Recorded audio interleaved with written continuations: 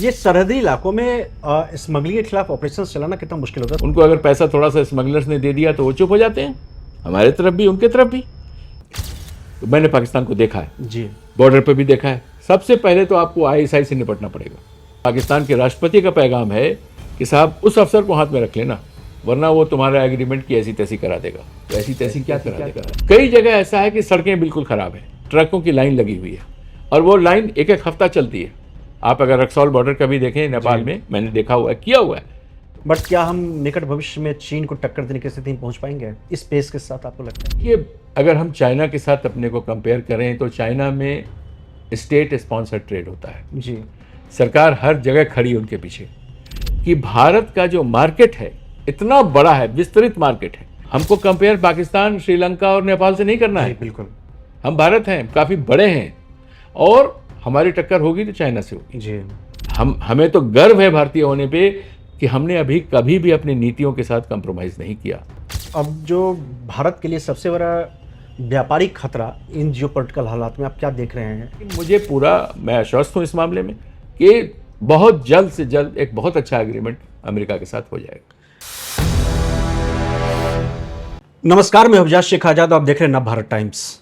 आज का जो ग्लोबल दौर है, जियोपॉलिटिक्स है, इसमें अगर आप देखें इकोनॉमिक्स को, तो ये सबसे ज़्यादा अहम योगदान निभाता है। डोनाल्ड ट्रंप बार बार टैरिफ लगाते हैं, टैरिफ की धमकियां देते हैं, और इस बीच में भारत को लेकर के क्या नीतिगत फैसले होते हैं, भारत उन टैरिफ से कैसे निकलता है, चाइना +1 की जो नीति थी, यानी चाइना से कंपनियां निकल करके भारत में आए या फिर किसी और देश में जाएं, भारत क्या उससे फ़ायदा उठा पाया है? इन तमाम बातों को लेकर के विदेशी कंपनियां भारत को लेकर के क्या दिलचस्पी रखती हैं, भारत से उनकी क्या उम्मीदें हैं, क्या हम उन कंपनियों की उम्मीदों को पूरा कर पाते हैं? ईज़ ऑफ डूइंग बिजनेस को लेकर के सवाल है। इन तमाम सवालों पे बात करने के लिए आज हमारे साथ बेहद खास मेहमान है। आप उनको इकोनॉमिस्ट कह सकते हैं, डिप्लोमेट कह सकते हैं, सर हैं, कस्टम के अधिकारी रह चुके हैं, पूर्व IRS अधिकारी महमूद अख्तर साहब हमारे साथ हैं। बहुत इंटरेस्टिंग बात आज होने वाली है। कुछ खट्टी बातें होंगी, कुछ मीठी बातें होंगी, कुछ कड़वी बातें होंगी। हम तमाम तरह के पहलुओं को तलाशने की कोशिश करेंगे और जानने की कोशिश करेंगे कि जो मौजूदा हालात हैं, जियोपॉलिटिकल हालात हैं, जो अंतर्राष्ट्रीय राजनीति में बार बार परिवर्तन हो रहा है, अनिश्चितता का माहौल है, उसमें भारत कहाँ खड़ा है और भारत के लिए आगे जा कर के क्या अपॉर्चुनिटीज़ हैं, संभावनाएं हैं, क्या मुश्किलें हैं, तमाम बातों पे बात करेंगे। सर, हमें समझने के लिए आपका बहुत बहुत स्वागत है। बहुत बहुत धन्यवाद आपका। सर, मैं स्टार्ट यहाँ से करूँगा कि पिछले साल फरवरी तक, जब डोनाल्ड ट्रंप जनवरी में शपथ ग्रहण उनका हुआ था, प्रधानमंत्री मोदी के साथ उनकी बात भी हुई थी, जब वाशिंगटन व्हाइट हाउस में उनकी पहली मुलाकात हुई थी। उस समय मोदी जी से मिलने से पहले डोनाल्ड ट्रंप ने टैरिफ, रेसिप्रोकल टैरिफ का जिक्र किया था, और वहाँ से चीज़ें बदलनी शुरू हुई, और आज आप देख रहे हैं कि 1.5-2 साल का वक्त बीतने वाला, अभी तक हम एक अमेरिका के साथ ट्रेड डील साइन नहीं कर पाए हैं। बीच में भारत के ऊपर में 50% का टैरिफ भी लगा। तो आप भारत की व्यापार संभावनाओं को किस तरह से देख रहे हैं, खास करके ट्रंप के आने के बाद से क्या चीज़ें बदली हैं और क्या मुश्किलें आपको दिख रही हैं? देखिए, बड़ा सीधा सा मामला है। ट्रंप अमेरिका के प्रेसिडेंट हैं जी। और भारत अपने आप में एक संविधान रखता है, एक राष्ट्रीयता का माहौल है। हमारी सरकारें भी हमारे जो राष्ट्रीय अपेक्षाएं रही हैं उसको पूरा करती रही हैं। अब ट्रंप साहब की जब इनॉग्रल स्पीच हुई और जब उनका इनॉग्रेशन हुआ, जो आपने बात की है, उसकी अगर हम बात करें तो उनको ये लगा था कि साहब अब हम प्रेसिडेंट दोबारा बन गए हैं, राष्ट्रपति बन गए हैं अमेरिका के, तो हमें अमेरिका को आगे लेके जाना है। जी, अमेरिका फर्स्ट। मेन मुद्दा वो है। अब उनको धीरे धीरे लगने लगा कि अमेरिका को हम आगे कैसे ले जाएं, चूँकि उनको कंपटीशन 2-3 जगहों से बहुत तगड़ा मिला है, चाइना से सबसे ज़्यादा, जी, रशिया भी आ गया है और भारत भी है। उनको लगने लगा कि भाई उभर रही है एक ताकत।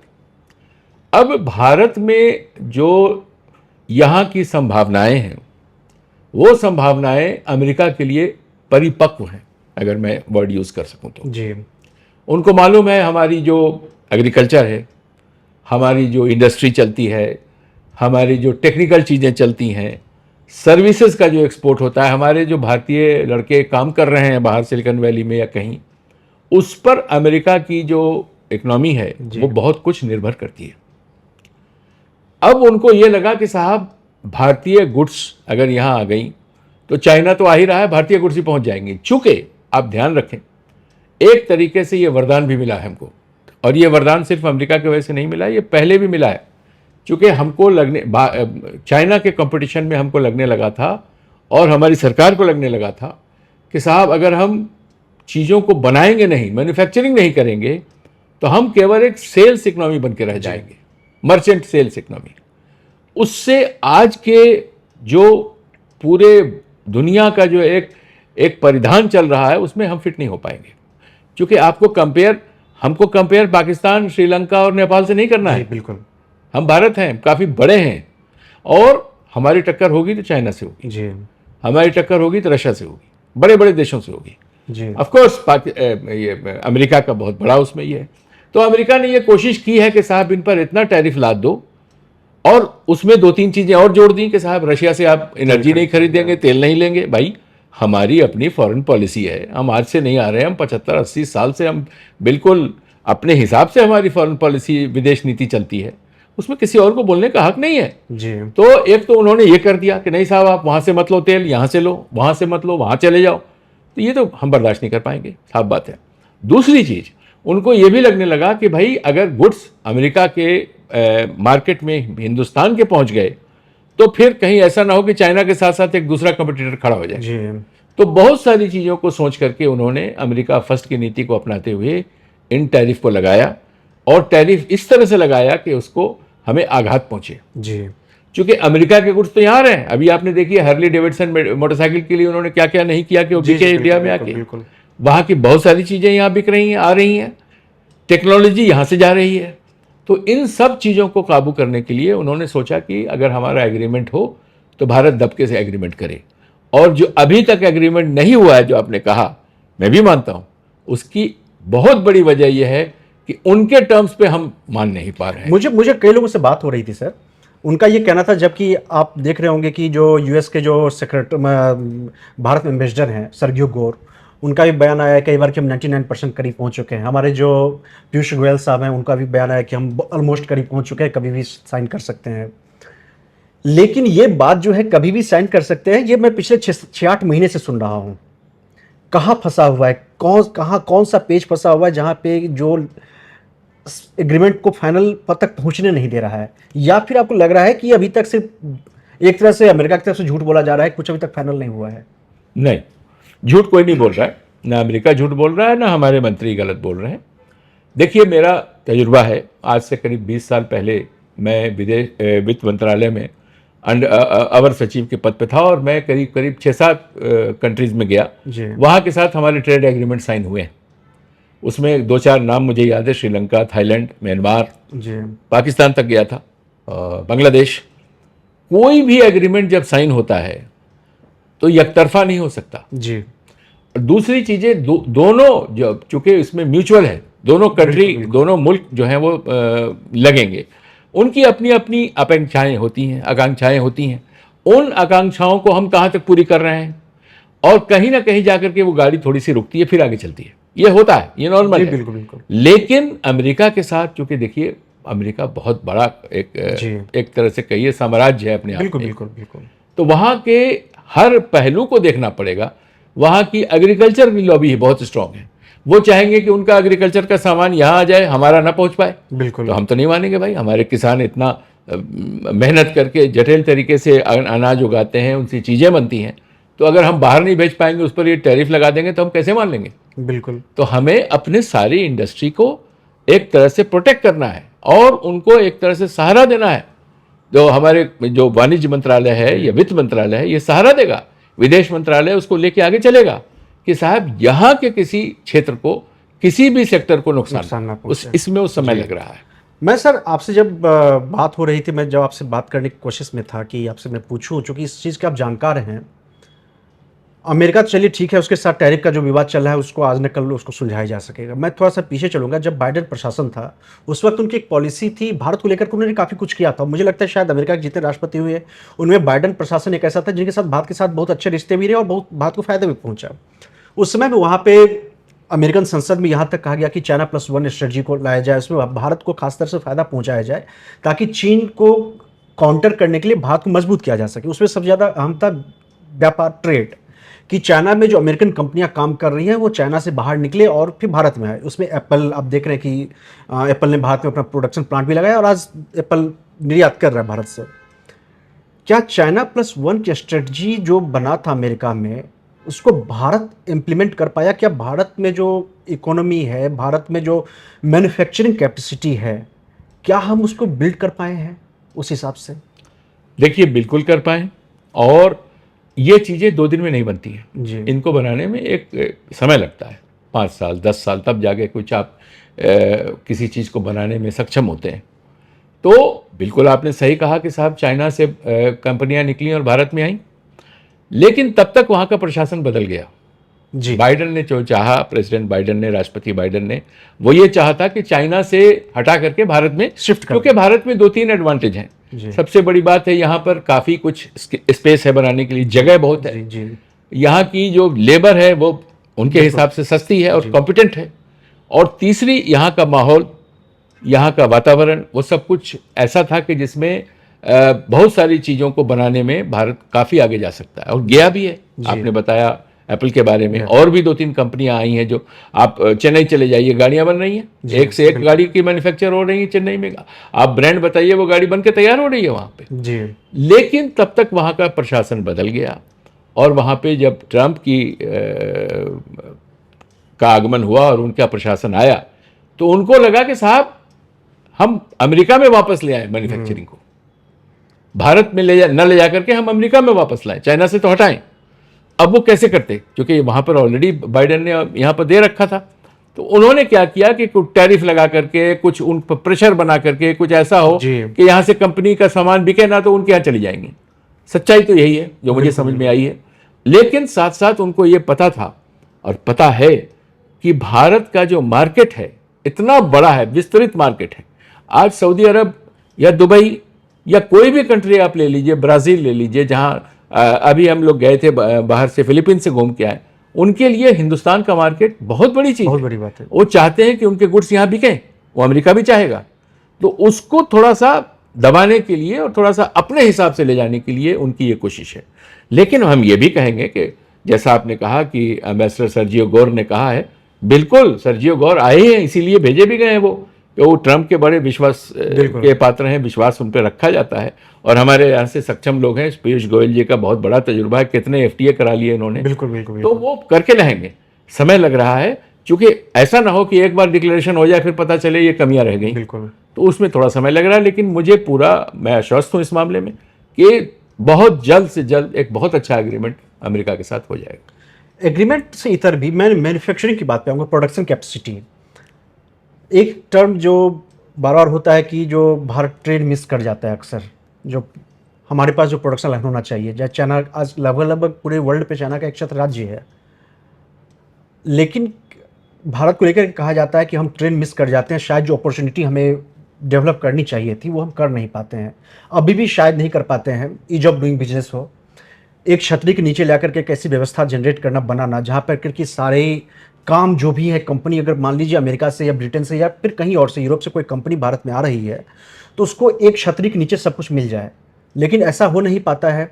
कई सारी समस्याएं होती हैं, कंपनियां शिकायत करती हैं, टैक्स को लेकर के भी काफ़ी सारी उलझनें रहती हैं। भले GST आया है लेकिन फिर भी कई सारे कॉम्प्लिकेशंस हैं। तो उस चीज़ के बारे में आपसे जानना चाहूँगा कि हम एक स्मूथ जो ट्रेड होता है, स्मूथ जो कंपनी चले, क्या हम इस वातावरण को जनरेट करने में कुछ कहीं ना कहीं पीछे रह जा रहे हैं? देखिए, अगर हम चाइना के साथ अपने को कंपेयर करें तो चाइना में स्टेट स्पॉन्सर्ड ट्रेड होता है जी। सरकार हर जगह खड़ी उनके पीछे। लेकिन उसका एक बहुत बड़ा नेगेटिव पहलू भी है कि वो वही बनाएंगे जो सरकार चाहेगी, जो सरकार कहेगी। तो हाँ, हमारे यहाँ तो छूट है, कोई भी कुछ बना सकता है अपने हिसाब से। टाटा को देख लीजिए आप, बिरला को देख लीजिए आप, अंबानी अडानी अब आ गए हैं, हर आदमी कर रहा है। और आपको कहीं पर भी लगता है कि भारत की सरकार या कोई उन पर कोई प्रेशर डालती है कि तुम ये बनाओ, ये मत बनाओ? नहीं है। अब क्या मामला है कि जब, अच्छा एक चीज़ और आप मान लीजिए कि भारत की विविधता अपने आप में एक अकेली चीज़ है। चाइना में ये विविधता कितनी है मैं नहीं जानता, मैं चाइना कभी गया नहीं। लेकिन भारत में तो हर 300 किलोमीटर पर सब कुछ बदलता है भाई। भाषा बदलती है, कपड़े बदलते हैं, भोजन बदलता है, जबान बदलती है, तो कल्चर भी बदलता है। जो चीज़ चेन्नई में बहुत अच्छी बन सकती है वो चीज़ शायद कलकत्ता में ना बन पाए। बिल्कुल बिल्कुल। तो उसको भी संभालना भारत के लिए ज़रूरी है। चाइना में शायद ये प्रॉब्लम ना हो, वो एक ही हुक्मनामे से सबको चला लेते हैं और सब मानते हैं उनकी बात, क्योंकि वो एक बहुत पावरफुल रेजिम है। ऑथोरिटेरियन हाँ, और हमारे यहाँ डेमोक्रेसी है। तो जब डेमोक्रेसी आती है और राष्ट्रीयता साथ उसकी आ जाती है तो उस चीज़ को वहाँ तक पहुँचाने में थोड़ा समय लगेगा। लेकिन जो मुझे दिख रहा है, मैंने भारत के बाहर भी जाके देखा है, भारत में भी देखा है, मैं राजस्व सेवा में रहा हूँ कि काफ़ी प्रोडक्शन चीज़ें हमारी एक से एक अच्छी अच्छी चीज़ें बन रही है। अभी आप ब्राह्मोस को देख लीजिए, डिफेंस को देख लीजिए, एग्रीकल्चर में देख लीजिए, किसी चीज़ में आप देख लीजिए, मार्केट में देख लीजिए, एफएमसीजी में देख लीजिए, कपड़े हमारे एक से एक कपड़े चल रहे हैं। लेकिन इतने बड़े राष्ट्र को एक रास्ते पे ले आना तुरंत थोड़ा कठिन काम है, समय लगेगा। तो चाइना को क्या हम रिप्लेस करना, तो खैर मैं अभी इस चीज़ का इस शब्द का इस्तेमाल नहीं करूँगा, बट क्या हम निकट भविष्य में चीन को टक्कर देने की स्थिति में पहुँच पाएंगे इस पेस के साथ, आपको लगता है? देखिए, बात यह है कि आज के दिन क्या है, पूरे दुनिया की जीडीपी का अगर हिस्सा लें तो भारत में उसमें करीब 8.5% योगदान देता है, चाइना 20% योगदान देता है जीडीपी में। तो गैप तो है, बिल्कुल। और गैप अभी से नहीं है, गैप चला आ रहा है उनके यहाँ। अब यह है कि हमको अपनी डेमोक्रेसी को भी लेके चलना है, अपनी राष्ट्रीयता को भी लेके चलना है, अपनी प्रोडक्शन लाइन को भी लेके चलना है। तो इन सब चीज़ों को एक डोरी में पिरोने के लिए हमें थोड़ा समय चाहिए और हमारी लीडरशिप को चाहिए। लेकिन हमें लगता है हमारी लीडरशिप वो चीज़ दे रही है। आज के दिन आप चले जाइए, कहीं चले जाइए, बेंगलोर से चेन्नई चले जाइए, आप बिहार चले जाइए, आप यूपी चले जाइए, हर जगह आपको इंफ्रास्ट्रक्चर बढ़ता मिलेगा। सड़कें बन रही हैं एक से एक, हवाई अड्डे बन रहे हैं, हमारे हवाई अड्डे वर्ल्ड क्लास के बन रहे हैं। हाँ, हवाई अड्डे तो ऑफ तो कोर्स। फिर तो उसी से तो आप लाएंगे आदमी बाहर। और एक जो सबसे बड़ी चीज़ है हमारी लाल फीताशाही, मैं खुद रहा हूं, इसलिए मैं अपने को भी बोलता हूं कि मैं उसी का पात्र रहा हूं, पाट रहा हूं। लेकिन उसको धीरे धीरे करके अब दूर किया जा रहा है। अगर एक फाइल को एक जगह आप ले आए तो उसको 19 या 20 जगह से क्लियरेंस चाहिए होने के लिए। अब शायद वो थोड़ी कम होकर के 5 से 10 हो गया है, हो सकता है 2-3 भी हो जाए। आप उससे इस पर काम कर चुके हैं ना, आपका क्या अनुभव था ये जो आप बता रहे थे अभी कि एक फाइल को 10 से 20 जगह?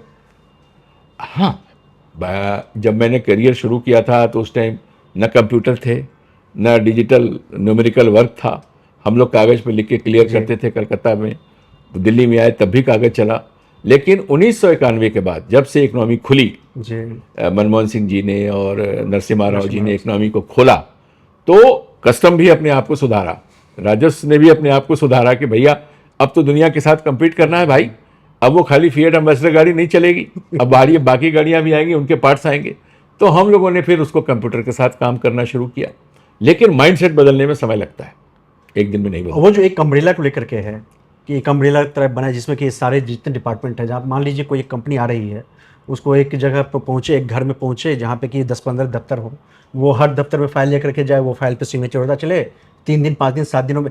अच्छा, चीन के साथ मैं कंपेरिजन करूँगा, एक कंपनी को चीन में अगर चीन में कोई कंपनी जा रही है, उसको वहाँ पे अपना प्रोडक्शन स्टार्ट करने में वहाँ पे कितना समय लग जाएगा और भारत में कितना समय लगेगा? है, ये बात आपकी सही है, क्योंकि 1000 कोशिशों के बाद वो कहते हैं ना, एक शेर है कि हज़ारों ख्वाहिशें ऐसी कि हर ख्वाहिश पे दम निकले। तो हर ख्वाहिश पे थोड़ी थोड़ी कोशिश तो हम लोगों ने किया है भाई। अगर राजस्व में है तो राजस्व में कितना जल्दी हमारे पास कस्टम ड्यूटी आ जाए और हम गुड्स को बाहर निकाल दें। अगर इनकम टैक्स में है तो इनकम टैक्स समय पे हो जाए और सही तरीके से हर चीज़ लीगल हो जाए। अगर मान लीजिए किसी और मिनिस्ट्री में है जहाँ इंफ्रास्ट्रक्चर खड़ा करना है, जहाँ सड़कें बनानी हैं, एयरपोर्ट बनाने हैं, आपकी अपनी एयरलाइन बनानी है, आपके पानी के जहाज़ अच्छे चलाने हैं, समय लगेगा भाई, क्योंकि हम लोग धीरे धीरे चले हैं और अब धीरे धीरे वो वक्त आ गया है। आप यकीन मानिए, मेरा ये मानना है कि 2030 आते आते शायद आपकी बात सच हो जाएगी, 2 या 3 स्टेज पर हर चीज़ क्लियर हो जाएगी। जी, बैंक होता है उसमें सबसे बड़ा, जी, उसमें जो रेगुलेटरी एजेंसी होती है वो होती है, और तीसरा होता है कि हमें ड्यूटी कवर कैसे लेनी है। तो ये तीनों चीज़ें जब हल हो जाएंगी तो लोग, चूँकि देखिए एक स्मगलिंग तो है ना, तस्करी तो चल रही है ना, जी, उसको तो नहीं आप क्या कि तस्करी अगर साथ साथ चलेगी तो हमारी इकोनॉमी जितना आगे चलेगी उतनी ही पीछे चली जाएगी, उसको भी रोकना जरूरी। मैं तस्करी पे आपसे बात करूंगा, उसमें तो आप मतलब आपने काफ़ी ज़्यादा काम किया हुआ है। इससे पहले मैं आज ही एक रिपोर्ट पढ़ रहा था जिसमें कि रिपोर्ट तो कई कुछ दिन पहले की भी है, कि भारत सरकार ने जो पहले जब गलवान घाटी में हुआ था संघर्ष लेकर के, जिसमें कि दोनों देशों के सेना आपस में आमने सामने आए थे, उसके बाद भारत ने चीनीज़ कंपनियों पे जो भारत में इन्वेस्टमेंट करती हैं उनमें कुछ तरह के रिस्ट्रिक्शंस लगाए थे। अब भारत ने उन रिस्ट्रिक्शंस को हटा लिया है, चीन ने उसका स्वागत किया है। अब मेरा सवाल ये है कि चीन के साथ हमारा ट्रेड डेफिसिट पहले ही $100 अरब से ज़्यादा का है। अब चीन की कंपनियां अगर आ रही हैं और ज़्यादा, तो क्या ट्रेड डेफिसिट को पाटने का ये तरीका क्या कारगर है? आप इसे कैसे देखते हैं? हम चीन के साथ ट्रेड डेफिसिट को कैसे ओवरकम कर सकते हैं? क्योंकि चीन सिर्फ एक व्यापारिक कंपटीटर तो हमारा है नहीं, उसके साथ जानते हैं कि हमारे जियोपॉलिटिकल तनाव उसके साथ चलते रहते हैं। और अगर हम चीन के ऊपर इतना डिपेंडेंट एक कारोबार को लेकर के बने रहें, तो फिर इसका डायरेक्ट इम्पैक्ट तो हमें उस वक्त पड़ सकता है अगर मान लीजिए सपोज कीजिए कभी युद्ध छिड़ जाता है तो। हम इस चीज़ को कैसे आपका सुझाव क्या हो सकता है, किस तरह से इसको हम ओवरकम कर सकते हैं? देखिए, सबसे बड़ी चीज़ तो ये है कि जब हम अपने आयात और निर्यात का बैलेंस बना लेंगे, जी, जिसको आप कहते हैं ट्रेड डिफिसिट, यह तो अगर हमारा निर्यात यहाँ से बढ़ता जा रहा है धीरे धीरे, और चीन में भी जाएगा, चीन की गुड्स आ रहे हैं और सस्ते आ रहे हैं, इसमें कोई शक नहीं, आज से नहीं आ रहे हैं, 15-20 साल से आ रहे हैं, बिक रहे हैं, इंडियन गुड्स को पीट रहे हैं, वो पीछे जा रहे हैं इंडियन गुड्स। अब आप देखिए, अभी तीन बॉर्डर स्टेशन चाइना के साथ खुल गए, नाथुला, गुंजी और शिपकिला, तीनों खुल गए।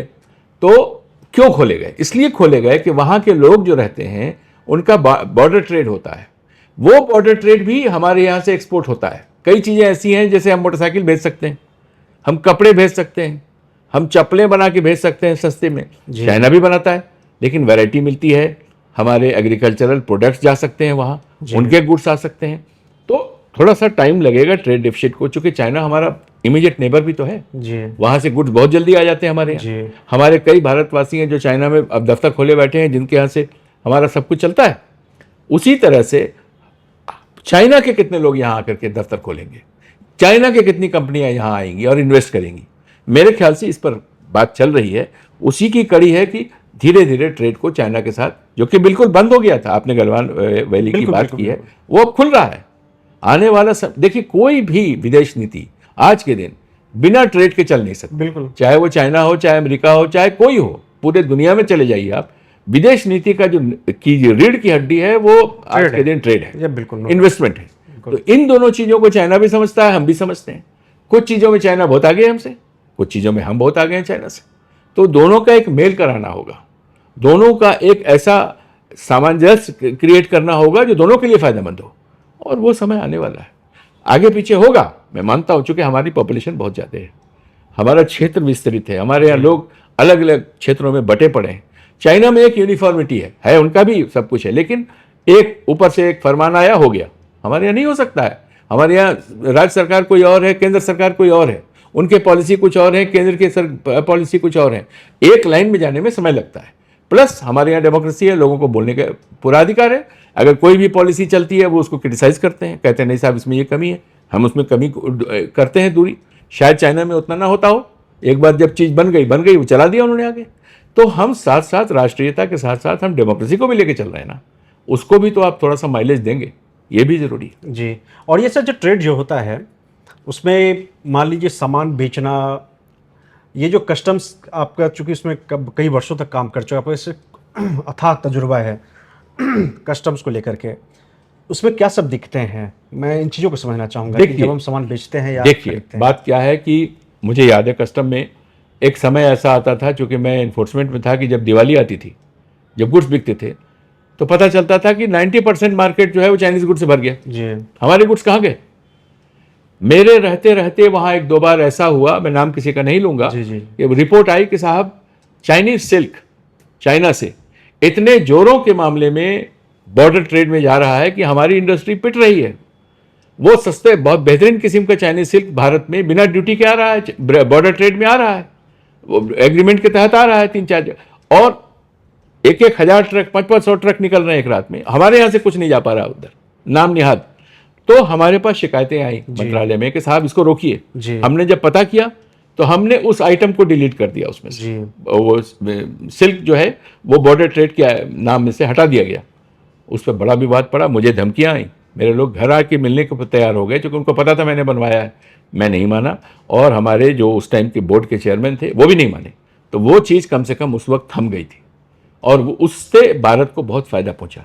तो हमें बीच बीच में ऐसी कार्रवाई करनी पड़ती है कि साहब कोई वन वे ट्रेड ना शुरू हो जाए, कि हमारे यहाँ मैन्युफैक्चरिंग हो रही है, हमारे यहाँ कपड़े बन रहे हैं, वो तो उनको कोई ना खरीदे, बोलेगा साहब बहुत महंगे हैं और वहाँ से सस्ते वाले ले लो।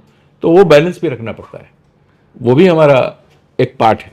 आपसे बात हो रही थी सर, तो आपने एक चीज़ का जिक्र किया था कि जब हमारा ट्रेड होता है सामान बेचने में, हमें कई सारे प्रॉब्लम सामना करना पड़ता है। जो हमारे पास रेगुलेशंस हैं, पता चला कि कोई सामान हमारे पास है शिप में 10 तक पड़े हुए हैं, कस्टम में कई दिनों तक पड़े हुए हैं। इस चीज़ को मैं आपसे फिर से समझना चाहूँगा, ये क्या है? देखिए क्या है, उसके दो नामकरण हैं। एक टैरिफ बैरियर है, जैसा अभी आपने कहा ट्रम्प साहब का जो टैरिफ बैरियर लगा रहे हैं जी। और दूसरा है नॉन टैरिफ बैरियर। अब जैसे मैंने पूरा का पूरा जो लैंड कस्टम का इलाका है भारत का वो देखा हुआ है, चूँकि वो मैंने उसकी सुपरवाइजिंग मिनिस्ट्री में की है, मैं जाता था देखता था। तो मुझे लगा कि हम लोगों का लैंड कस्टम स्टेशन जो है वो दूसरों के मुकाबले बहुत पीछे है। इंफ्रास्ट्रक्चर नहीं है, प्रॉपर बिल्डिंग नहीं है, ऑफिसर्स पोस्टेड नहीं है, कंप्यूटर नहीं है। अब मान लीजिए उधर से 5 ट्रक सब्जी के और फल के आ गए, अब हमें उसको कहीं पर ठंडे जगह रखना है, तब तक पेपर की कार्रवाई करनी है, हर एक डिपार्टमेंट से लेना होता है, क्वारंटाइन है, ये है, उसमें वो सड़ जाते हैं। और जब तक कागज कार्रवाई पूरी होती है वो कम से कम 10 दिन वहीं खड़े रहते हैं, तो उसके बाद वो कहाँ बिकेगा? बिल्कुल नहीं। तो मार्केटिंग खत्म है उसकी। तो हमें उस दिशा में भी काम करना है कि बॉर्डर पर हमारे ऐसे सक्षम अधिकारी लगें, उनके साथ ऐसी ऐसी चीजें होने लगी जो एक दिन के अंदर अंदर क्लियरेंस हो जाए, ताकि वो अपने अपने स्थान पर पहुंच जाए। नंबर 1। नंबर 2, बॉर्डर ट्रेड पे मैं रहा हूं, मैंने बांग्लादेश हैंडल किया है, मैंने नेपाल हैंडल किया है, श्रीलंका गया हूं, कई जगह गया हूं, बॉर्डर पाकिस्तान देखा है मैंने। कई जगह ऐसा है कि सड़कें बिल्कुल खराब है, ट्रकों की लाइन लगी हुई है, और वो लाइन एक एक हफ्ता चलती है। आप अगर रक्सौल बॉर्डर का भी देखें नेपाल में, मैंने देखा हुआ है, किया हुआ है, तो वहां हमने इंटीग्रेटेड चेक पोस्ट भी बना दिया। उसके बाद भी जब तक ट्रकों की लाइन कम नहीं होगी तो गुड्स कैसे पहुंचेंगी समय पे? तो हमें रोड को भी अच्छा बनाना है, बन रही है, हमें वेयर हाउस अच्छे देने हैं, ऑफिसर सक्षम और फास्ट काम करने वाले लगाने हैं, कंप्यूटर लगाने हैं, और साथ साथ एक विल पावर भी होना चाहिए कि हमें ये काम करना है। जब तक माइंडसेट चेंज नहीं होगा तो हम शायद बैठे रहेंगे कि अरे भाई वो कागज लाएगा, उसमें 5 कमियां हम निकालेंगे, 5 दिन के बाद जवाब आएगा। ये बदलना जरूरी है, और ये बदल भी रहा है, थोड़ा समय लग रहा है। हाँ, आप बता रहे थे कि चीन में 1 या 2 दिन में सारा कुछ क्लियर हो जाता है, अपने यहाँ कई दिनों तक लग जाते हैं। इस वजह से काफ़ी ज़्यादा सामान जो भी होते हैं वो ख़राब हो जाते हैं। मैं असल बेसिकली वहीं पे आ रहा था कि एक निवेशक अगर जब भारत आ रहा है तो अपना प्रोडक्शन करता है यहाँ पे, फिर तो उन रेगुलेशंस की बात कर रहा हूँ मैं कि किन रेगुलेशंस को और ज़्यादा ईजी होना चाहिए ताकि यहाँ पे प्रोडक्शन हो और सप्लाई चेन हमारा बहुत ज़्यादा ईज हो जाए। क्योंकि सर कोविड के बाद या कोविड के समय से ही हमने सप्लाई चेन को लेकर के बहुत सारे मुश्किलों का सामना किया है। इसमें तो एक थ्योरी ये है कि हमें अपने दोस्त देशों के साथ जो एफटीए अभी चल रहा है उनके साथ और करीब बनाना चाहिए, ताकि अगर कोई ऐसे कंडीशंस आते हैं तो हमारा सप्लाई चेन इम्पैक्ट पर ना हो सके।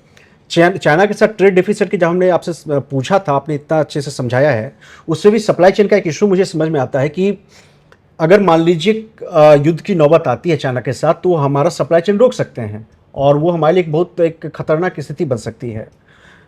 इस समस्याओं को सही कितना हद तक भारत का सप्लाई चेन कैसा है, आप इस चीज़ को बेहतर समझते हैं, कुछ कमियां हैं तो उसको क्या कैसे सुधार सकते हैं, मैं वो चीज़ आपसे समझना चाहूँगा। देखिए 2 बातें हैं भारत में। इधर जब से हमारे यहाँ कोविड आया, उसके बाद जो चीज़ें बदली हैं, तो एक ग्लोबल चेंज भी आया है जी।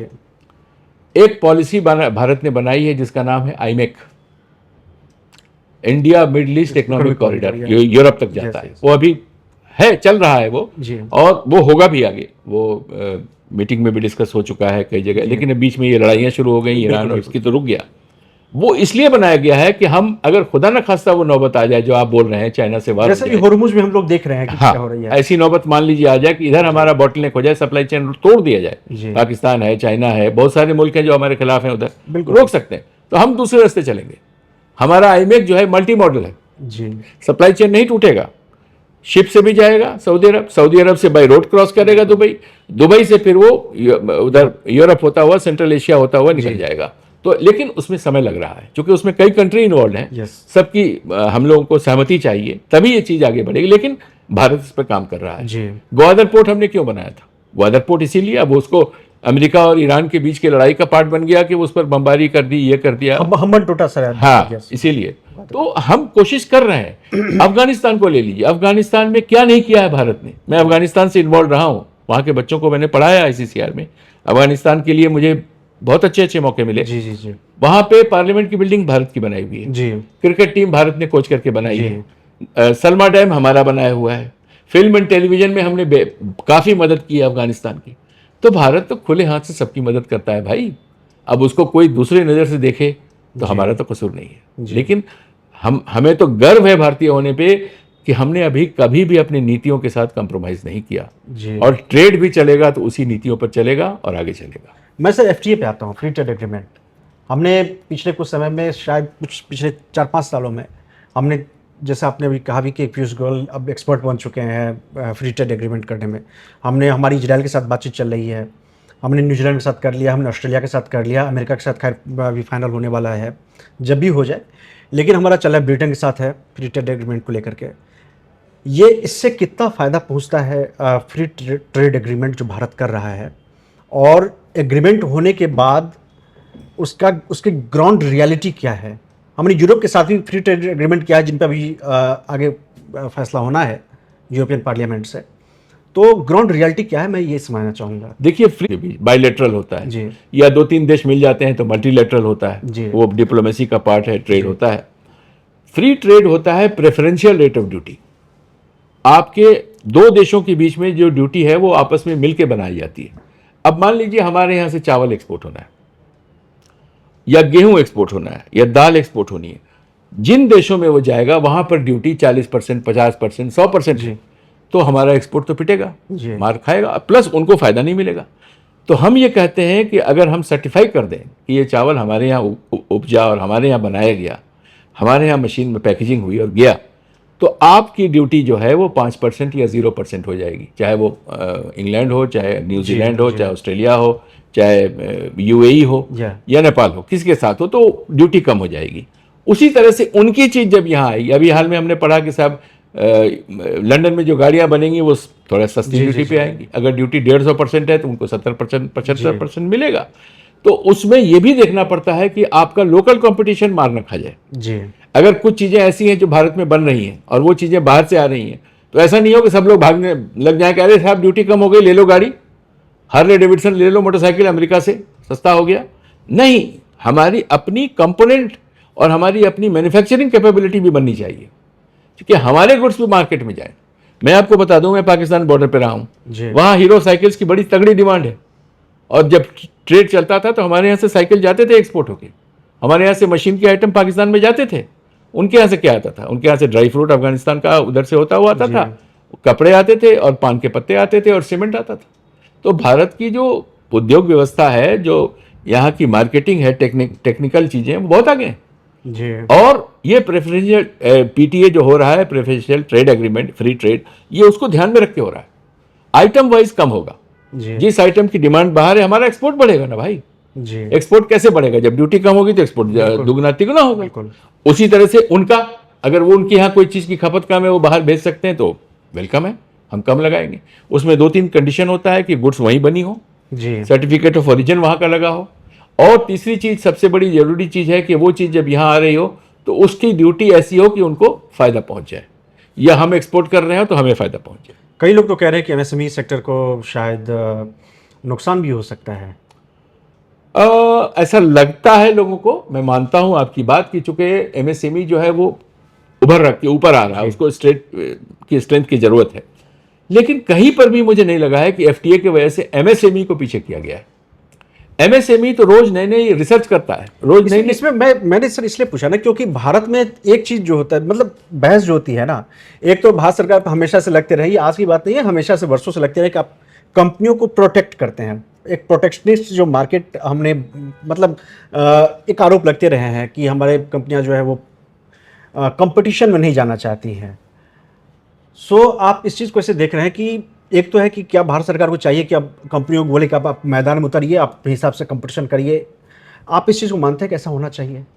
बिल्कुल मानता हूँ, लेकिन देखिए हमारे यहाँ क्या है, उसको उसको कहते हैं लेसे फेयर पॉलिसी। मार्केट अपने आप डिसाइड करेगा कि आप कहाँ यस क्षमता है। यस यस यस, ठीक है, लेकिन कुछ कंपनियां छोटी मोटी ऐसी हैं, एमएसएमई की हैं, जिनको थोड़ा सपोर्ट चाहिए, वही वही मैं बात बैंक कर रहा लोन चाहिए, अच्छे रेट पर चाहिए, आप उनको छोड़ दीजिएगा। बड़ी कंपनियां तो दौड़ के आगे निकल जाएंगे, वो कहाँ जाएंगे? खत्म हो जाएंगे। वो उसको नहीं खत्म होने देना है। जी ये हमारे संविधान का पार्ट नहीं है, ये हमारे गवर्नेंस का पार्ट नहीं है, उनको भी साथ लेके चलना है। अगर हम दौड़ के आगे निकल गए और हमारे दो छोटे भाई रह गए पीछे, तो फायदा क्या हुआ? जी आज जो आप देख रहे हैं कि एग्रीमेंट के साथ थोड़ा डिले हो रहा है या कुछ हो सकता है, ये इस तरह की छोटी छोटी बातें हो रही हो जो अभी पूरी तरह निपटी नहीं है। जैसे ही निपटेंगी, बैंक लोन सहज होना चाहिए, उनको एक्सपोर्ट करने में मदद मिलनी चाहिए, उनके कस्टम की प्रोसीजर बहुत सरल होने चाहिए, उनके पैसे नहीं खर्च होने चाहिए इंडिया में, तो बाहर क्या बेचेंगे? जी बिल्कुल। इन सब चीज़ों को तो स्टेट सपोर्ट करेगा और करना भी चाहिए। क्योंकि मैंने 35 साल की कस्टम की नौकरी की है, बाहर भी की है, इंडिया से बाहर नेपाल रहा हूँ, यहाँ रहा हूँ, पाकिस्तान बॉर्डर रहा हूँ। मैंने देखा है कुछ इंडस्ट्री ऐसी हैं जिनको आपको थोड़ा हिम्मत बढ़ाना कुछ पड़ता है। करना पड़ेगा। कुछ बहुत, अब मोटरसाइकिल है, होंडा मोटरसाइकिल है, हीरो होंडा है, मैं नाम मारुति सुजुकी है, इनको किसी मदद की ज़रूरत नहीं है। पर कुछ छोटी छोटी ऐसी कंपनियां हैं जो बना रही हैं, वाटर सबमर्सिबल वाटर पंप बना रही हैं, उनको बाहर भेजना है। जी या कुछ कपड़े ऐसे बना रही हैं जिनको सहारा, बांग्लादेश में कैसे कपड़ा इतना बड़ा इंडस्ट्री हो गया? क्योंकि उन्होंने पूरा का पूरा दरवाजा खोल दिया उनके लिए, हर तरह की सहूलत दे दी, घरों घर उनकी मशीन लग गई और फैक्ट्री बना दी उन्होंने, तो हेल्प किया ना। जी तो उसी तरह से हेल्प तो हमें भी करना है, वो हेल्प को हमको करना, साथ साथ उनके लिए ईज ऑफ डूइंग बिजनेस भी देना है। आप सर कस्टम में रहे हैं, आप पाकिस्तान के सीमा पे रहे हैं, आप नेपाल के बॉर्डर पे भी रहे हैं। स्मगलिंग पे मैं बात करता हूँ, तस्करी कितनी बड़ी चुनौती है? जब आप काम करते थे, एग्जाम्पल से समझाइए हमें, कितनी बड़ी चुनौती? बहुत बड़ी चुनौती है, खास करके जिन जिन लोगों का आपने जिक्र जी किया है। बिल्कुल हॉट स्पॉट है। हाँ, वो तस्करी दो तीन तरीके से होती है। एक कहती है रेड हॉट स्मगलिंग, जिसको बोलते हैं। आप सोना उठा के ले आए, आप हथियार उठा के बाहर से ले आए, जी। मतलब कोई भी ले आए, और हम पास कर दें, ये कस्टम उस पर नज़र बंद कर ले, तो वो स्मगलिंग पास हो गई। वो नहीं करना है, हमें चेक करना है। हमें चेक करना है कि नारकोटिक्स तो नहीं आ रहा भारत में। नारकोटिक्स सबसे बड़ा खतरा है आज के दिन। जी ये किसी किसी कंट्री की इकोनॉमी को बदल सकता है। नारकोटिक्स इतना पावर रखता है पैसे का। हरबा हथियार, बहुत सारी टेररिस्ट ऑर्गेनाइजेशन को हरबा हथियार और पैसे पहुंच जाएंगे, उसको तो रोकना है कस्टम को। बिल्कुल। कस्टम ही वो लाइन है जहां रुकता है मामला आके बाहर से। तीसरी चीज़ जो सबसे बड़ी बात है, वो नकली नोट। जी भारत के नकली नोट कितना आते हैं? मैंने खुद पाकिस्तान के बॉर्डर पर 40 लाख फेस वैल्यू के नकली नोट पकड़े थे, मुझे याद है। नेपाल में मैंने इंटेलिजेंस दे दे के वहाँ से, भारत में बहुत एक ज़बरदस्त पुलिस अफसर थे, उन्होंने पकड़ा था मेरे कहने पे, और जो किंग पिन था उसको दिल्ली से उठा के ले गए थे। ओके। तो नकली नोट का धंधा चलता है। एम्बुलेंस गाड़ी में नकली नोट आते थे, वहाँ ट्रेन से आते थे, ट्रेन के बीच कपलिंग में नकली नोट बांध दिए जाते थे, यहाँ खोले जाते थे। तो उसके लिए इंटेलिजेंस होती थी, तो वो भी हमने किया था, और कोशिश की थी कि साहब कम से कम जितना हम कर सकें, अगर पूरी तरह नहीं रोक सकते हैं तो कुछ तो रोक सकते हैं ना। इसमें आप जब समय जिस समय में थे उस समय ट्रेड तो पाकिस्तान के साथ खैर हमारा ठीक था उस वक्त में। आप अटारी बॉर्डर पे थे पोस्टेड, किस तरह पाकिस्तान की तरफ से कि उसमें मशीनरी, जैसे इंडिया में एक मशीनरी नहीं है, गवर्नमेंट मशीनरी इसमें शामिल नहीं है, लेकिन वहाँ पे ऑफ कोर्स कोई टेररिज्म को इंडिया में बढ़ावा देना था, तो आईएसआई वगैरह भी इन्वॉल्व थे वहाँ पे इस स्मगलिंग में। जैसे आपने कहा कि आपने नकली नोट पकड़े थे, या फिर ड्रग्स जो होता है उसके होता है, तो वो कितनी बड़ी चुनौती है, वो कितने तरह से वो लोग भेजते हैं, क्या हथकंडे अपनाते हैं? देखिए वहाँ पे क्या है, मेरा एक मानना है कि जब आप पाकिस्तान के साथ डील करेंगे तो 3 4 5 लेवल पर डील करना पड़ता है। एक ये मेरा तजुर्बा है, मैं पाकिस्तान होके आया हूँ 2 बार, जी सरकारी तौर पे गया हूँ और कामयाब होके लाया हूँ। पूरे दूसरे ब्यूरोक्रेट्स के साथ, नौकरशाहों के साथ गया था और कामयाबी के साथ लौटा था। तो मैंने पाकिस्तान को देखा है, जी बॉर्डर पर भी देखा है। सबसे पहले तो आपको आईएसआई से निपटना पड़ेगा, जिनकी कार्यशैली दुनिया जानती है, क्या कर सकते हैं और कहाँ तक कर सकते हैं दुनिया जानती है। सफ़ेद को काला बना देंगे, काला को सफ़ेद बना देंगे और कर देंगे, तो भारत के साथ सबसे ज़्यादा करेंगे, बिल्कुल बिल्कुल। चूँकि सबके पीछे टेररिज्म होता है, ये ध्यान रहे। दूसरे वहाँ की आर्मी, वो भी उनके साथ चलती है, जो बात वो पूरी नहीं करते वो आर्मी पूरी कर देती जी। है, आईएसआई के साथ, उन्हीं का पार्ट है वो। तीसरा पाकिस्तान की सरकार, मैंने पाकिस्तान की सरकार के साथ डायलॉग किए हैं, मेरे साथ पूरी टीम गई है बड़े बड़े अफसरों की, जी बस चलाई है हमने, मुजफ्फराबाद से चकंदाबाद से श्रीनगर की बस चलाई है। वो सब मैंने देखा है, खुद साइन किया है एग्रीमेंट वहाँ बैठ के। हर जगह पेच आते हैं, उन पेचों को भरना पड़ता है। हमारे ऐसे ऐसे अफसर मौजूद रहे हैं जिनके साथ मैंने काम किया है, जिनके बारे में कहा जाता था कि अगर ये जॉइंट सेक्रेटरी को आप निपट लोगे तो आप भारत को निपट लोगे। क्योंकि वो ऐसा अफसर है कि उसको टस से मस, मैं नाम नहीं लेना चाहूंगा जी इस पर। जी जी बिल्कुल। लेकिन कहा गया था कि पाकिस्तान के राष्ट्रपति का पैगाम है कि साहब उस अफसर को हाथ में रख लेना, वरना वो तुम्हारा एग्रीमेंट की ऐसी तैसी करा देगा। तो ऐसी तैसी क्या करा देगा? इसलिए कि भारत को अपने इंटरेस्ट को तो देखना है ना। बिल्कुल। और पीपल टू पीपल कनेक्टिविटी भी बड़ी स्ट्रांग है, लोग बहुत अच्छे हैं। अब मैंने अटारी बॉर्डर पे देखा है, वहाँ से लोग आते हैं, जी खाते पीते हैं और वापस जाते हैं। हमारे नान और कुलचे वहाँ बड़े पॉपुलर हैं, लस्सियाँ जाती थी यहाँ से और वहाँ से लोग आते थे खाने के लिए। अभी भी सरहद रेस्टोरेंट चलता था, बंद हो गया, अभी फिर खुलेगा। जी तो लोग आते हैं खाने पीने। और ट्रेड, बिजनेसमैन बिजनेस होता है, जी उसको पाकिस्तान हिंदुस्तान से है मतलब थोड़ा, जी। लेकिन वो अपना सामान बेचने आता है, तो उनको सहूलियतें दीजिए आप। तो जो भी कस्टम अधिकारी हो जी या जो भी ऐसे अधिकारी हो जो वहाँ पे मानी रखते हैं, जिनके पास एक पावर है, उनको आईएसआई को अलग तरीके से निपटना होता है, आर्मी को उसके साथ जोड़ना होता है, वहाँ की सरकार को, और उसके बाद जो लोग हैं उनके लिए आपको थोड़ा सा आगे बढ़ के उनको बुलावा देना पड़ेगा। People to people connectivity culture है हमारा, खाना है हमारा, कल्चर हमारा है, बहुत पॉपुलर है पाकिस्तान में। जी पाकिस्तान की हॉस्पिटैलिटी मशहूर है, भारत के लोग भी उसी तरह से जवाब देते हैं, आओ भाई। जी। और हमने कई बार किया, लेकिन पीठ में छुरा खाने के लिए तो नहीं बैठे ना हम। हाँ वहाँ तो रोकना है। जी। ये सरहदी इलाकों में स्मगलिंग के खिलाफ ऑपरेशन चलाना कितना मुश्किल होता है सर, मैं समझना चाहूँगा। खास करके जैसे सिर्फ पाकिस्तान बॉर्डर ही आपने अभी एग्जांपल दिया है, बांग्लादेश बॉर्डर का भी वही हाल है, म्यांमार बॉर्डर का भी वही हाल है। तो ये कितना मुश्किल होता है, क्या सब चुनौतियाँ पड़ती हैं कस्टम उसमें सबसे बड़ी चुनौती क्या आती है कि वहाँ का जो लोकल पॉपुलेशन है, कई बार वो मिल जाता है, जी उनको लालच दे दी जाती है कि भाई हम ये सामान ले जा रहे हैं, ट्रक ले जा रहे हैं, तुम चुप रहो। जी अब अगर हम उसमें तफ्तीश करने की कोशिश करते हैं तो लोकल पॉपुलेशन का साथ नहीं मिलता है हमको। क्यों नहीं मिलता है? उसकी वजह है कि उनको पैसे की लालच, गुर्बत है, गरीबी है। उनको अगर पैसा थोड़ा सा स्मगलर्स ने दे दिया तो वो चुप हो जाते हैं, हमारे तरफ भी उनके तरफ भी। तो सबसे बड़ी चुनौती है कि आपको उन लोगों को अलग करना है जो स्मगलर है, और जो सही लोग हैं, जो बेचारे ने कुछ नहीं किया, उनको कोई नुकसान नहीं पहुंचे, उनको कोई तकलीफ नहीं पहुंचे, ये भी देखना है आपको। सबसे बड़ी बात। दूसरी बात यह है कि आपके जो अभी हमारी लुक ईस्ट पॉलिसी है या नेबर फर्स्ट पॉलिसी है, जो प्रधानमंत्री, आदरणीय प्रधानमंत्री ने चलाया है, उसमें क्या है कि नेपाल से संबंध तो ठीक रहने चाहिए ना, बांग्लादेश से संबंध तो ठीक होने चाहिए। पॉलिटिकल तमाशे तो हो रहे हैं वहाँ, वो तो हो रहा है, ट्रेड तो चले, डे टू डे एक्टिविटी तो हो, लोग आना जाना करें जो सही लोग हैं। जी तो उसके लिए भी आपको ध्यान रखना पड़ता है कि कोई ऐसा काम ना कर दें जो दोनों देशों के रिश्तों में बहुत बड़ी दरार बन जाए। जी नॉर्मल वे ऑफ लाइफ चले, लेकिन भारत का नुकसान ना हो, उसको बचाना, ये है हमारा। आपसे सर मैं ये समझना चाहूँगा कि अब जो भारत के लिए सबसे बड़ा व्यापारिक खतरा इन जियोपॉलिटिकल हालात में आप क्या देख रहे हैं, जो लगता है कि इसको सबसे पहले हमें दूर करना चाहिए ताकि फिर निवेश हमारे यहाँ बढ़े? क्योंकि सर निवेश जिस रफ्तार में बढ़ना चाहिए वो अभी तक बढ़ा नहीं है। जो मैंने पिछले कुछ वर्षों से देखा है, एक वक्त लग रहा था कि बहुत तेज़ी से हमारे वहाँ इन्वेस्टमेंट आते हैं, फिर पिछले साल डोनाल्ड ट्रंप आए, फिर हमारा निवेश जो फॉरेन इन्वेस्टमेंट एफडीआई है वो भी कम हुआ है, हमने इस चीज़ को महसूस किया है। सो हमें, आपको क्या लगता है किन किन चीज़ों को और आसान करना चाहिए ताकि बढ़े ये चीज़? देखिए, निवेश तब आएगा जब उनको लगेगा कि यहाँ उनका पैसा सिक्योर है और उससे बहुत कुछ किया जा सकता है। जी अगर उनको ये डर लग जाए कि साहब हमारा पैसा ही फंस जाएगा, जी या हम जो करने आ रहे हैं वो हो नहीं पाएगा, या राजनीतिक अस्थिरता हो जाएगी तो हमारा कारखाना फिर जो हम सेटअप करेंगे वो बंद हो जाएगा, इन चीज़ों से बाहर आने के लिए आपको एक स्थिरता देनी पड़ेगी। और ये काम केंद्रीय सरकार का है, जिसमें राज्य सरकार का भी पूरा सहयोग होना चाहिए कि जहाँ पर वो फैक्ट्री लगा रहे हैं, बाहर के लोग आ रहे हैं, उनको अच्छे तरीके से ट्रीट कीजिए, लाल फीताशाही खत्म कीजिए। ये लाल फीताशाही आपने सर दूसरी बार जिक्र किया, मैं रोकूंगा, ये क्या है सर, समझाइए। लाल फीताशाही का मतलब यह है कि अगर इन्वेस्टमेंट आ रहा है या बिजनेस आ रहा है तो उसको एक नॉर्मल तरीके से आप चला रहे हैं। हाँ भाई आ रहा है, देख लेंगे यार, हमारी भी तो कुछ मर्यादाएं हैं, हमें पूरी करनी है, ठीक है, लेकिन यार उसमें इन्वेस्टमेंट डर के भाग जाएगा आपसे, उसमें ट्रेड भाग जाएगी आपसे। और तीसरी चीज करप्शन है हमारी। मैं इसको बोलने में कोई गलत बात नहीं सोचता कि हमारे यहाँ करप्शन बहुत बड़ा मुद्दा बना हुआ है, उसको दूर करना है।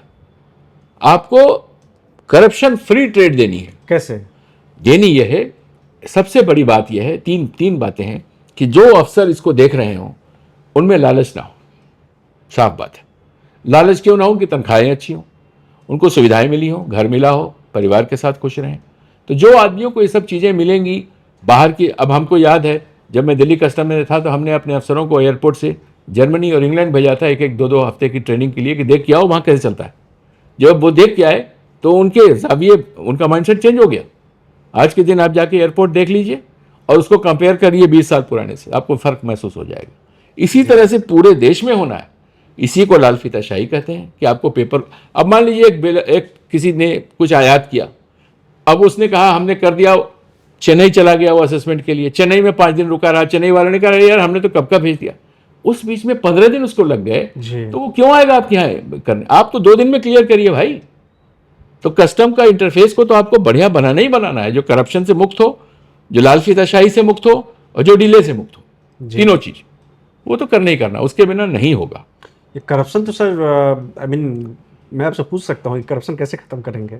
नहीं, आज तक कोई इलाज तो हुआ नहीं है भाई। आपकी एनफोर्समेंट एजेंसी विजिलेंस तो स्ट्रांग करना है, वो वहां पर जीरो टॉलरेंस होना है जी। जीरो टॉलरेंस होना है। आपको नहीं करना है तो नहीं करना है, मतलब और अगर केस कोई बनता है तो उस पर कड़ी से कड़ी, अगर प्रूव होता है, डिसिप्लिनरी प्रोसीडिंग कीजिए और सजा दीजिए उसको। पहली चीज ये। दूसरी चीज ये, सुपरविजन रखिए। आजकल कैमरे लगे हुए हैं, बहुत सी चीजें हैं, लोग देख रहे हैं, विजिलेंस डिपार्टमेंट एक्टिव है, आपके पोर्टल पर सब कुछ हो रहा है, कंप्यूटर पर सब कुछ हो रहा है। तो जितना आप ट्रांसपेरेंट सिस्टम को रखिएगा, जितना आप ह्यूमन इंटेलिजेंस से दूर रखिएगा, करप्शन कम होगा। मैं सर आपसे आखिरी सवाल पूछूंगा कि चूंकि चीन हमारा पड़ोसी भी है और एक सबसे बड़ा कंपटीटर तो है ही ऑफ कोर्स, जो हमने एक लक्ष्य रखा हुआ है 2047 तक विकसित भारत का हमने लक्ष्य रखा है। हमारा लक्ष्य है कि 10 ट्रिलियन इकोनॉमी हम जल्द से जल्द पहुँचें। सो 10 ट्रिलियन इकोनॉमी पहुंचाने के लिए हमें अभी क्या करने होंगे, एक तो ये मुझे बताइएगा, और दूसरा है कि ये कितना आसान है, कितना मुश्किल है, और इसमें हम चीन के साथ अपने जो ट्रेड डिफिसिट्स को कम करते हुए हम इसको कैसे ले जा सकते हैं 10 ट्रिलियन इकोनॉमी को लेकर के? देखिए, मैंने अभी आपसे थोड़ी देर पहले कहा कि भारत में जो सबसे बड़ी स्ट्रेंथ है और जो सबसे बड़ी कमजोरी है वो यहाँ की विविधता है। अगर आप बड़ी इकोनॉमी बनाना चाहते हैं, ट्रिलियन इकोनॉमी और 3 ट्रिलियन 4 ट्रिलियन, तो आपको एक यूनिफॉर्मिटी ऑफ इकोनॉमिक पॉलिसीज लानी पड़ेगी। अगर कोई किसान अपना सामान बेच रहा है और उस सामान से कुछ ऐसी चीज़ें बन रही हैं जो बाहर जा रही हैं, तो उसको एक यूनिफॉर्म प्रोसीजर पर लेना पड़ेगा। हर राज्य उसको फॉलो करे और सेंटर उसको मॉनिटर करे। टाइम बाउंड कर दीजिए कि जो चीज़ भी मैन्युफैक्चरिंग होकर बाहर जाएगी वो 3 दिन के अंदर पोर्ट पे पहुंच जानी चाहिए जी, और पोर्ट से 2 दिन के अंदर क्लियर हो जानी चाहिए। 5 दिन मतलब 1 हफ्ते से ऊपर ना लगे।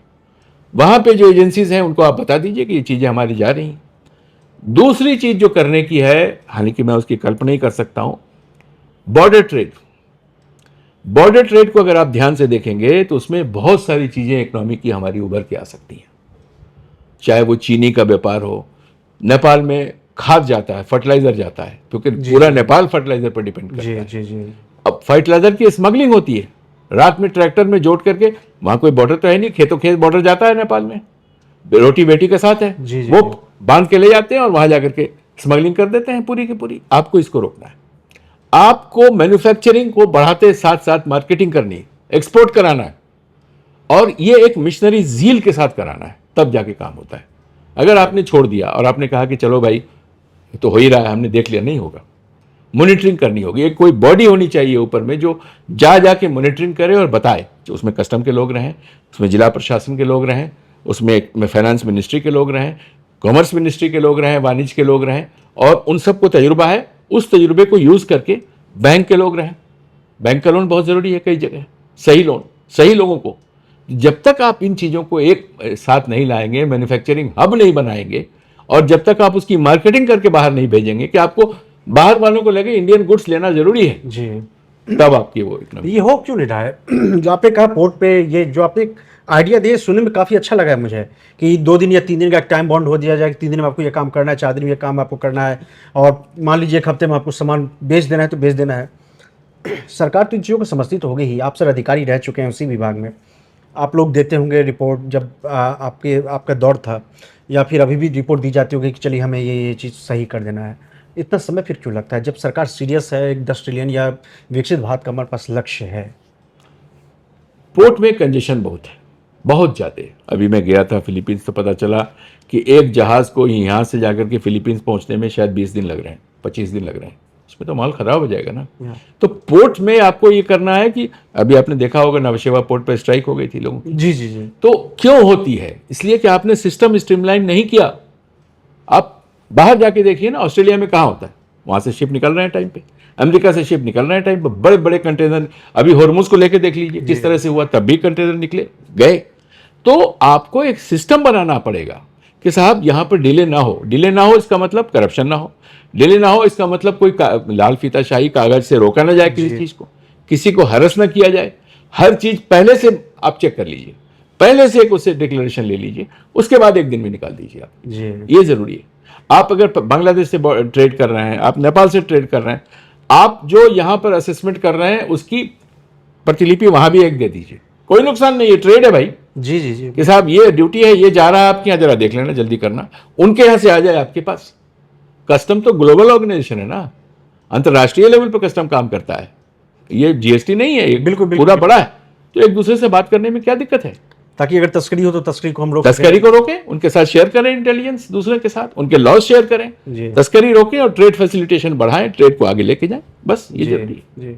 Thank you sir, thank you very much. आपसे बात करने के लिए आपने काफ़ी अच्छी सारी कई सारी जानकारियाँ हमें दी, और जाहिर सी बात है कि हम भी उम्मीद करेंगे कि जो सर ने कहा है, क्योंकि लक्ष्य तो है $10 ट्रिलियन बनाने का, और शायद अगर भारत का डेवलपमेंट होगा तो मेरा पर्सनली ये मानना है कि ट्रेड और मैन्युफैक्चरिंग सेक्टर में जो ग्रोथ आए, हमारी प्रोडक्शन क्षमता बढ़े, और हमारे सामान जो हम डिलीवरी कर रहे हैं वो काफ़ी तेज़ी से डिलीवर हो। व्यापार के जरिए ही हम अपना विकास कर सकते हैं, और देश का जो विकास है वो भी इसी से संभव है, इसी रूट से संभव है। आपकी जो भी राय है, आप हमें अपनी राय ज़रूर दीजिएगा, और जो आपके सजेशंस हो वो भी दीजिएगा। और हमारा ये शो देखने के लिए आपका बहुत बहुत धन्यवाद। Thank you very much sir. बहुत बहुत धन्यवाद आपका, मुझे बहुत अच्छा लगा। Thank you. बहुत बहुत धन्यवाद।